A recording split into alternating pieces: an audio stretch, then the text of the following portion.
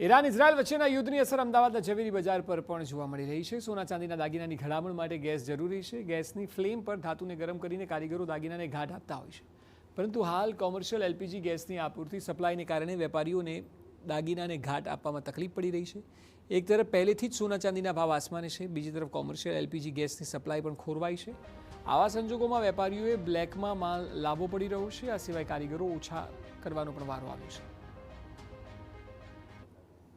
હાલ પૂરતું આજે ગેસની અછત થઈ છે, એના હિસાબે બી તકલીફ પડે છે કે જે આ 24 કલાકમાં ગેસ મળી જતો હતો બોટલ, એ અત્યારે મળતી નથી તરત।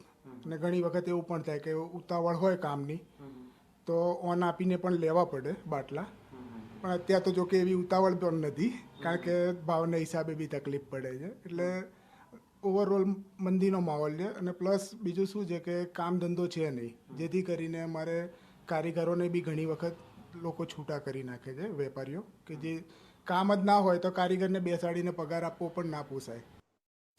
જ્વેલરી એસોસિએશન સાથે સંકળાયેલ હોદ્દેદારો સાથેની વાતચીતમાં બાબત પણ સામે આવી છે કે સોનાના સતત વધતા ભાવ અને એલપીજીની આપૂર્તિને કારણે સોના ચાંદી ઘડામણ સાથે સંકળાયેલ વેપારીઓની સ્થિતિ વિકટ બની છે। છેલ્લા કેટલાક સમયથી કારીગરો પાસે કામ નથી, અને જે કામ હતું એમાં પણ એલપીજીની ઘટના કારણે સ્થિતિ વધુ વિકટ બની છે। મારે તો અત્યારે કોઈ આમ એવું શોર્ટેજ જેવું છે નથી, કારણ કે કામ બહુ ઓછું છે।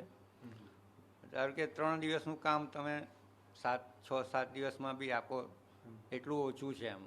એટલે એવી કોઈ ગેસની કોઈ અત્યારના હિસાબે મારે જે કામ ઓછું છે એ પ્રમાણે કોઈ આમ અછત નથી એમ। કામ આવે તો શું સ્થિતિ બને? કામ અત્યારે વધારે કોઈને અર્જન્ટ આપવાનું હોય ને જલ્દી કરવાનું હોય તો પછી કદાચ ઓછું અછત થઈ શકે।